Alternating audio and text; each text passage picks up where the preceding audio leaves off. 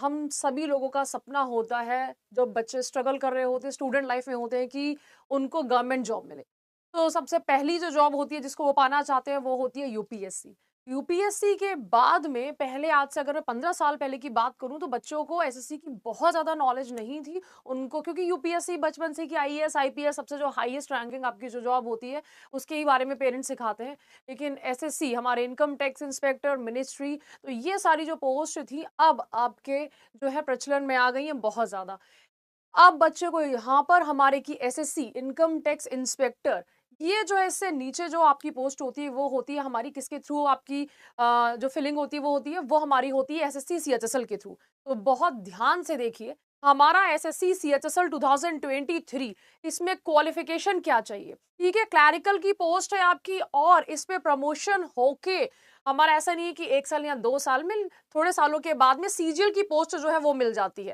ठीक है, तो क्वालिफिकेशन जो है इसमें कितनी चाहिए, हमारी क्वालिफिकेशन चाहिए 12th पास, एज कितनी चाहिए 18 से 27 साल चाहिए। सैलरी कितनी होती है, सैलरी स्लिप भी मैं दिखाऊंगी। 42% डीए के बाद में आपका जो सैलरी हो चुकी है 35,575 ये आपकी मिनिमम सैलरी है। मिनिमम की अगर आपको जो है कट ऑफ बिल्कुल टच आप करते हो और उसके बाद में आपको जो है यहाँ पे अगर लोएस्ट पोस्ट मिलती है तो इतना मिलेगा, वरना आपके बहुत अच्छे जो शुरुआती होती है, मैं शुरू की बात कर रही हूँ बच्चे, तो यहाँ पर आपको पहली ही पोस्ट पे 50,000 की सैलरी मिलेगी। ये 50,000 की सैलरी जो है वो आपकी पहली ही पोस्ट पे आपको मिलेगी। ठीक है, हमारा टीयर 1 एग्जाम पैटर्न जो है वो क्या होता है, टीयर 1 एग्जाम पैटर्न है आपका जनरल इंटेलिजेंस के आपके 25 क्वेश्चंस आएंगे।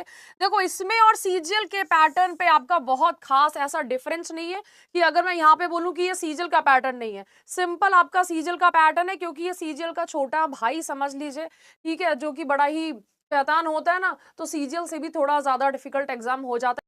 सीजीएल वाले सारे बच्चे जो होते हैं ना, देखो इसमें कोई डिफरेंस नहीं है, तो जो सीजीएल दे रहा है वो सीएचएसएल भी देगा। क्वांट के हमारे 25 क्वेश्चंस आते हैं 50 मार्क्स के। इंग्लिश लैंग्वेज आपके 25 questions 50 marks. General awareness 25 questions 50 marks. ये टीयर 1 का पैटर्न है, बिल्कुल सेम आपका सीजीएल। ठीक है, 5,000 प्लस वैकेंसी आने की उम्मीद है। अब यहाँ पे टीयर 2 में बहुत ज्यादा इसमें बात नहीं करूंगी। तो यहाँ पे आप देखिए मैथमेटिक्स रीजनिंग के आपके 30+30 है ना, हमारे 60 क्वेश्चंस आएंगे। 60 क्वेश्चंस के बाद में ये हमारा 180 मार्क्स का आएगा। ठीक है, तो सीधे से 3 मार्क्स का क्वेश्चन है। अब यहाँ पे देखोगे तो आपके 40 क्वेश्चंस किसके आ रहे हैं, इंग्लिश के आ रहे हैं। तो अब अगर मैं बात करूं कि यहाँ पे सबसे ज्यादा वेटेज आपकी किसकी हो गई है, इंग्लिश की सबसे ज्यादा वेटेज हो गई है। देखो 40 क्वेश्चन यहाँ पे और इसी के बाद में आपके 40 प्लस हमारे ये हो गए हैं 25। ठीक है, तो अगर देखोगे तो आपके सबसे ज्यादा वेटेज हमारी इसकी बनती है।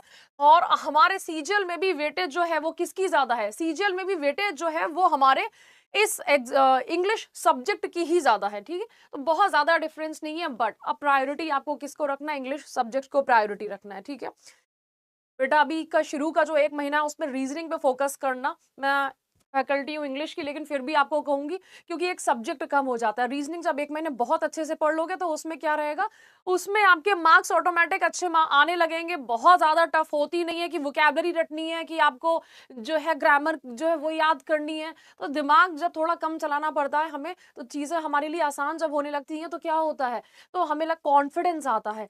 1 महीने रीजनिंग बहुत अच्छे से करनी है आपको। रीजनिंग आपके प्री में भी है और रीजनिंग आपके मेंस में भी है। पहले आज से अगर हम बात करें 1 साल पहले की, ठीक है, तो रीजनिंग हमारी नहीं आती थी। ये लास्ट ईयर से ही पैटर्न आपका चेंज हुआ है। रीजनिंग एंड जनरल इंटेलिजेंस जो कि आपके टीयर 2 का भी पार्ट है। तो बहुत ध्यान से देखिए कि आपको जो है हमारा इंग्लिश वेटेज आपकी बहुत अच्छी रहेगी, तो इसीलिए इंग्लिश पे फोकस करना है। लेकिन फर्स्ट मंथ मुझे किस पे फोकस करना है, फर्स्ट मंथ मुझे रीजनिंग पे फोकस करना है। ये मैंने आपको पहले भी बताया था, अभी भी बता रही हूँ। करंट अफेयर्स और जीएसडी के जो है ना वो करते चलिएगा साथ साथ में। ठीक है, चलिए अब पोस्ट जान लेते हैं। ये सारी हमारी पोस्ट होती हैं। हमारा यहाँ पर अपर डिवीजन आपका क्लर्क होता है, फिर डिविजनल क्लर्क होता है, फिर सेक्शन ऑफिसर बनता है। ये जो पोस्ट होती है ये हमारी आप चेक कर लीजिएगा, ये हमारी पोस्ट सीजीएल की, यानी कि आप प्रमोशन के बाद में क्या बन जाएंगे, आप प्रमोशन के बाद में सीजीएल की पोस्ट को ले सकते हैं। डेटा एंट्री ऑपरेटर आपका ग्रेड बी, फिर data entry operator grade C, फिर आपका ग्रेड एफ पे आता है। फिर हमारा लोअर सेक्शन ग्रेड होता है सुपरवाइजर, फिर हायर सिलेक्शन ग्रेड होता है, फिर हायर सिलेक्शन ग्रेड 3। और यहां से देखिए कोर्ट क्लर्क है, काफी अच्छी पोस्ट, क्योंकि लग जरा सी रही कि एक लाइन की पोस्ट है, लेकिन अगर आपने कभी भी कोर्ट वगैरह आपने देखा होगा तो हेड क्लर्क की बहुत ज्यादा वैल्यू होती है और बहुत अच्छी सैलरी आपको यहाँ पे मिलती है। पे बैंड मैंने आपको बता दिया, यहाँ पे सैलरी जो है देखिए 1900, 2400। अगर 1900 की बात करें तो मिनिमम सैलरी आपकी 35,000 जो है वो आएगी। देन आपकी जो है यहाँ पर मैक्सिमम सैलरी जो है वो स्टार्टिंग सैलरी की बात हो रही है, प्रमोशन के बाद की बात नहीं हो रही है। जब आप इस ऑर्गेनाइजेशन को ज्वाइन करेंगे तो आपकी सैलरी कितनी रहेगी, 48,000 हमारा 207। ठीक है, तो यानी कि लगभग 50,000 की जो है वो आपकी जॉब यहाँ पर है।